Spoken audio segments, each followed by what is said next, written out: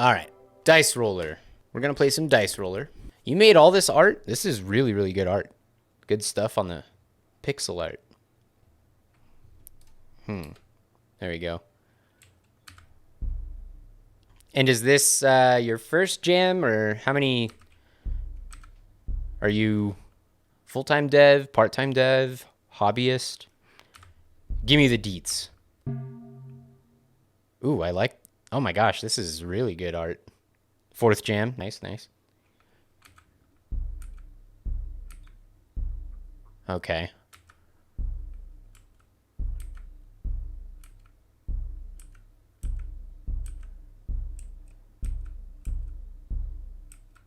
Oop.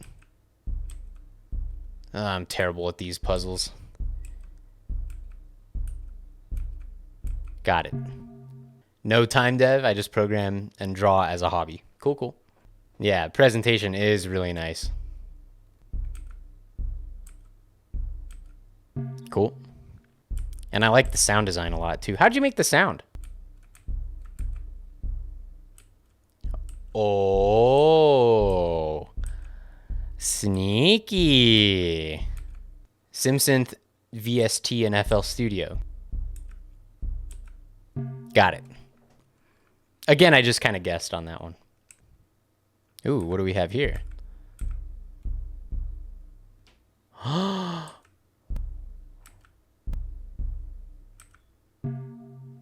Oh, that is sneaky. Okay. Damn, this is hard to wrap my brain around. Shit.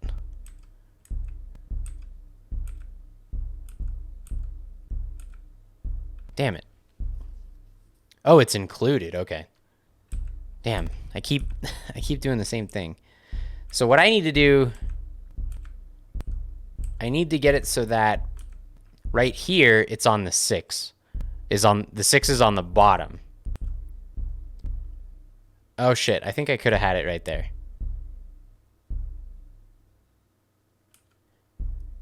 Damn, man, this is kind of tricky. These games are so hard for me as someone who struggles with thinking of things spatially. Also ADHD, yeah. I feel you on that one. Luckily, making the levels is much easier than solving them. That is so surprising to me. I will say I've never really attempted it, but I feel like that would be so difficult for me. I know that in order to beat this one, I have to get here with the 6 on the bottom, which means I need to get the 1 on the exclamation point, right? Oh, nope. Damn it. I got real fucking excited right there. Oh, boy. Damn it. Damn it. Ah, damn it. Damn it. Damn it.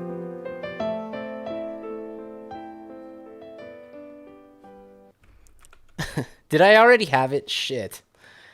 Me whenever I have no game jam to do. Oh. Me and my wife made a puzzle game for Wholesome Game Jam, and you can kind of brute force making levels. Like just throw things wherever and then test to see if it's possible. Yeah, I guess. Yeah, if you've got enough time, but usually the constraint of a jam is that there isn't enough time, right? But yeah, I mean, if it works, it works. Do it. I gotta get the 6 down there. What if I did this? Oh. Got it, finally. Oh, nice, that was the last one. Nice, very cute. I liked the rotation mechanic. We've seen a lot of those, roll the dice around and manipulate manipulate which face is going to be either facing up or facing down when you get to certain tiles. But this is the first time that I saw that rotation mechanic, so that was very, very cool. We are here with Bluish Green Productions to talk about their game, Dice Aspect. There's a lot of like minutia in this game. So I'd be more than happy to explain that as necessary. Okay, yeah.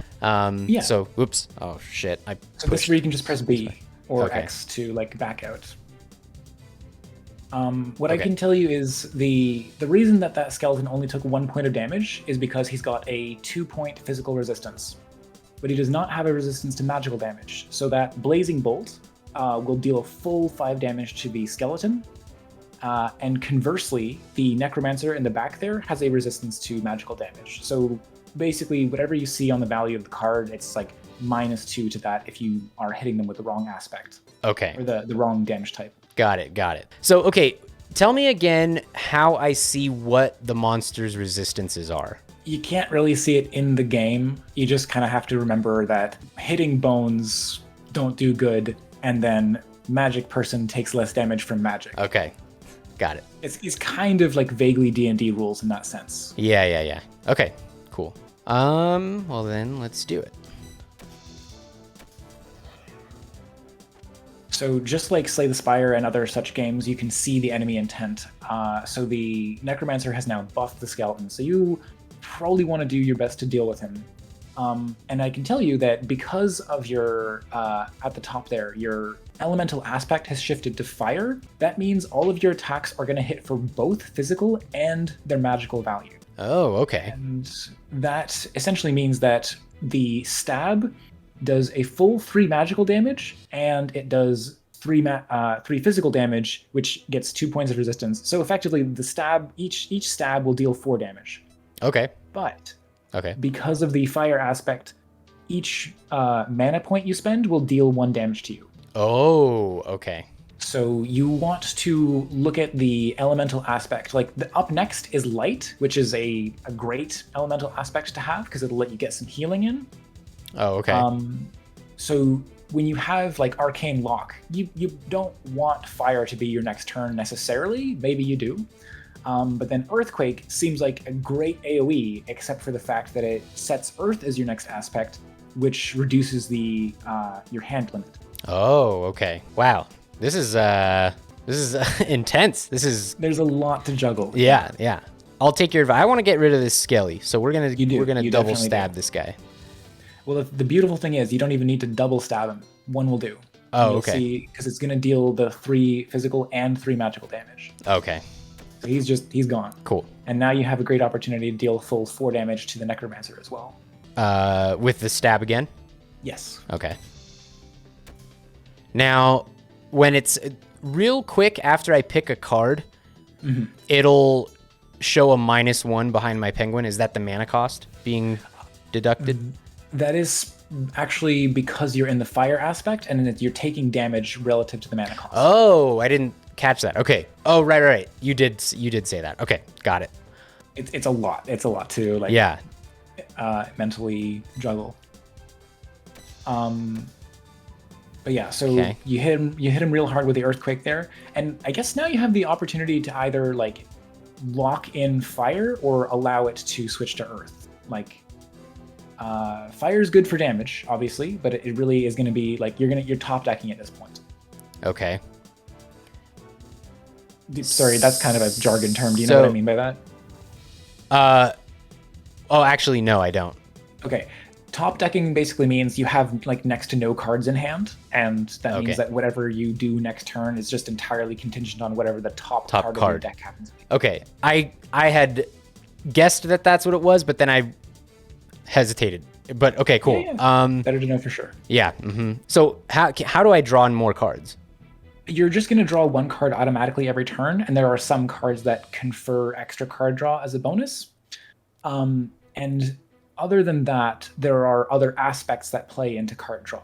Void was a lot of fun to program because every time you play a card, you draw another. And water is also nice because it increases your hand limit, and it gives you a 2 cards that you draw every turn instead of just 1. Oh, okay. Yeah, that is cool. What's the next aspect that's coming up? So that's Earth, and that's going to reduce your hand limit, which doesn't really matter because you don't have that many cards in your hand anyway. Okay. But it is a permanent reduction until water comes up, which will restore it. Okay. So no matter what happens in between the earth and the water, I will still have that reduced card limit. Yes. Okay, got it. Stereo Studios says, Radical, I love how it zooms in when the attack is done. Yeah, that's a very nice touch. I like that. Okay, so I don't have any options here, right? Like, I have to play this card? I mean, no, you don't have to. This is where you can hit back to, like, cancel your turn. But just think about... Oops. Oh, well, I went and did it. You did it. That's cool. That's cool. But yeah, so now you've got your option to... You can hit the mage for more direct damage, but it doesn't really matter, and I'll tell you why. Any magical card, like Blazing Bolt, you can choose your target freely, as opposed to the physical cards, which are like think about it. The fact that the penguin actually has to like walk forward and stab something. Right. You can't stab the necromancer. He's behind the skeleton. Right. But magic you can freely target whenever you want. Okay. But the necromancer is resilient to magic, so you might not want to spend that knowing that the necromancer is about to bring the skeleton back. It might be better to like save that for next turn. Then we'll just do this. Oh, I have to pick me. Got it. Oh, well, I don't... Oh, I thought I would get a card. No, because you're just maintaining the current aspect. And you're in the earth aspect, so that just... Well... Oh, I don't draw cards while I'm in earth? You do. You draw one card per turn. Oh, okay. Okay. I thought that was my turn. No. Your turn ends when you run out of mana or you specifically pass it. Oh, okay. I did not know that. I thought my turn ended when I played a card. Got it. Okay. Yeah. You play as many consecutive actions as you possibly can, and when you run out of mana or pass your turn, that's when it actually is their enemy's turn. Okay. All right. Okay. Yeah, this is a lot. All right, we're gonna do... So now that I have this Skelly... Mm-hmm. So real quick, think carefully about what aspect you want to come up next. So what does fire do again? Fire is the, like, take damage per mana that you spend, but you deal double damage, basically. Right, okay. But fire is probably preferable to earth. So while instinctively you just want to like fire off the blazing bolt to kill the Skelly, if you do stabilizing strike first, then that would maintain earth. But then when you do blazing bolt, you'll overwrite it with fire. Oh, I see. Yeah, I get it. So we're basically like canceling out of that by playing this first and then this. Exactly. Got it. That's the level of like 3D chess you gotta engage with here. Got it. You are going to take some pretty hefty damage. And I think this particular run is sunk. Oh, shit. Okay. Damn, I had the fucking... the dev of the game in here helping me out, and I still managed to blow it. All right. Well, I didn't want... there are some things that I do want to illustrate, but I'm not trying to tell you how to win. I just... Yeah. I do... No. Yeah, I appreciate that. Yeah, let's go back. Okay, that we can... recover from this. Okay, Divine Tier sets next aspect as water. Well, at least we get double cards, right? Okay, well, we would have. All right, let's do it again. I will say there's definitely a lot of balancing that needs to be done with the game. Okay. Your opening hand is gonna really factor heavily into how good of a chance you have of surviving. Okay. You basically want to see a blazing bolt in your opening hand, otherwise you aren't going to have a good chance of killing the skeleton before it gets buffed, and then it's dealing 6 damage instead of 3. Wow, okay. So since we didn't get that this time... You could just refresh. Like, it honestly, like, having 3 cards in your opening hand that are just set an aspect as something is not useful. Like, okay. I am going to redesign the game to have every card do something else, or any card that only maintains the current aspect or changes the aspect is going to cost like 1 or 0. So I would say it's a bad run. You can hit P to pause the game, and there should be, I think, no, that just quits the game. On the HTML version, there's an option to restart it, but the HTML version doesn't work.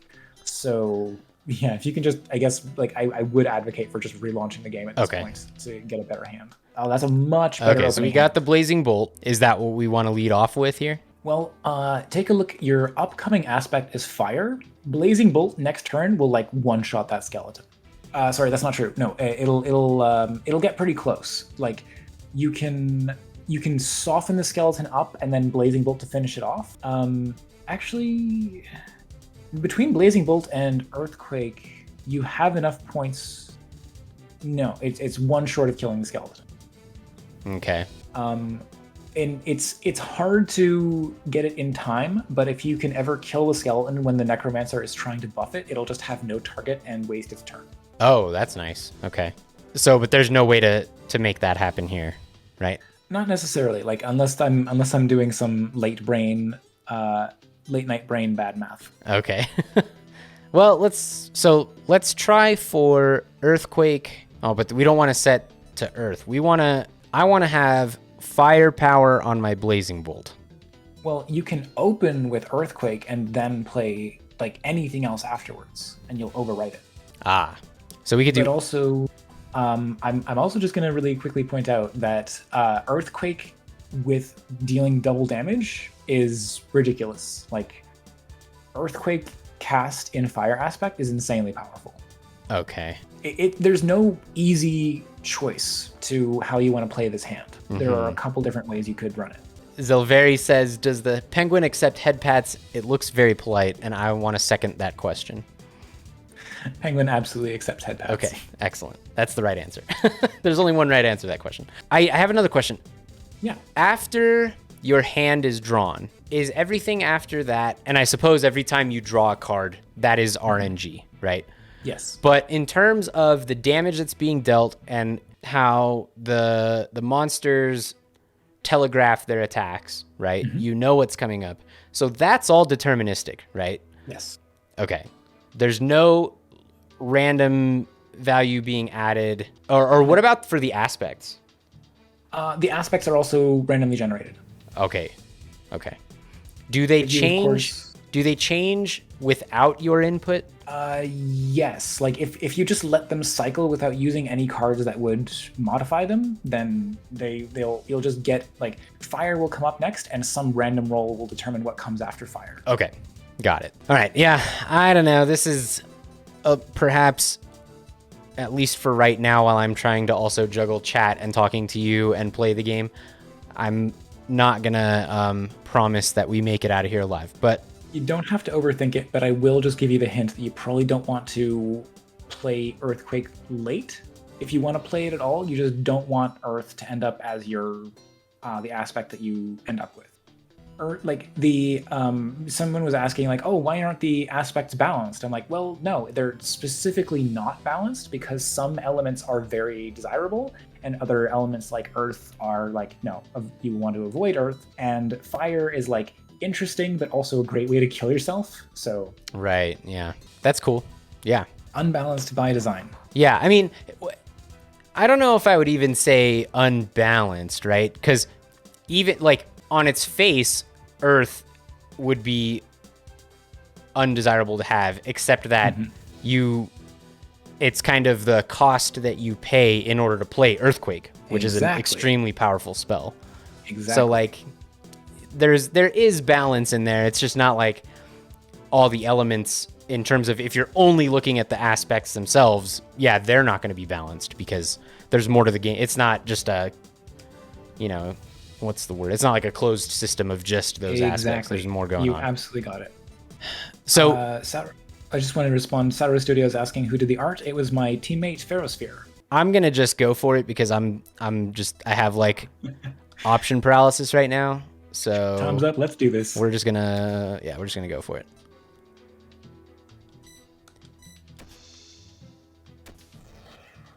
So yeah, because you ran out of mana there, the turn just automatically ended. I forgot about mana. Okay. I didn't run the math to iterate through every card in your hand and check, oh, you don't have enough mana, let's just auto end the turn for you. I also thought that might be a little jarring. Like, even Hearthstone doesn't end the turn for you. It asks you to hit the end turn button, and I might just make it so that it's always that way. You're always saying end the turn, even if you have no actions. Okay. Yeah. Oh, well, shit. This is good. Oh, I have another question. Is this always the encounter? Yes, yes. Okay. There's only the one encounter that I managed, and Okay. yeah, you're in a great way to just really hit this guy for a lot of damage. Cool.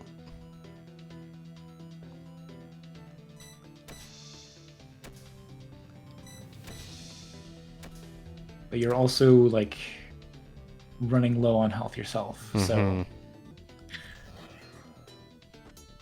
What's my hand limit right now? 3 or 4?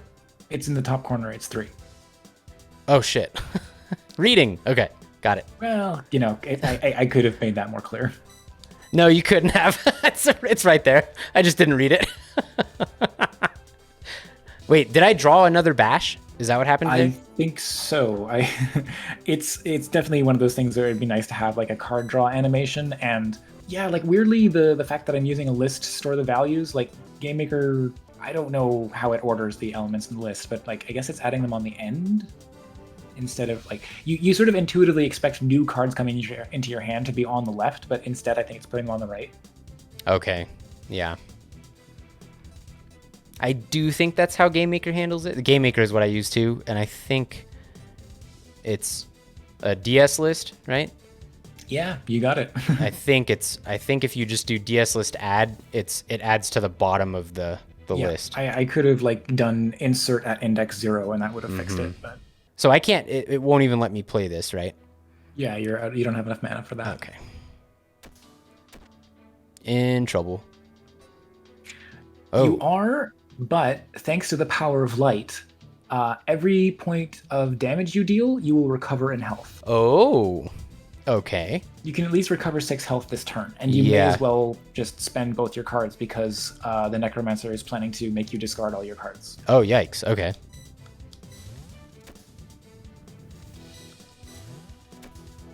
So It literally doesn't this matter if doesn't. you just- Yeah. Yes. Gain 5 mana. Okay. Well, just hold on to that. Yeah. Yeah. Oh, he killed you though. Yeah. Okay. Well, look, this is really, really cool. I'm like very impressed with how much game there is there for a 48-hour jam game. Yeah, I think throw some more tutorialization on there, and you've got a really good, solid core of a cool game and system. Thanks so much. Yeah, thanks. Have a good one. Yeah, you too. Bye-bye. Bye.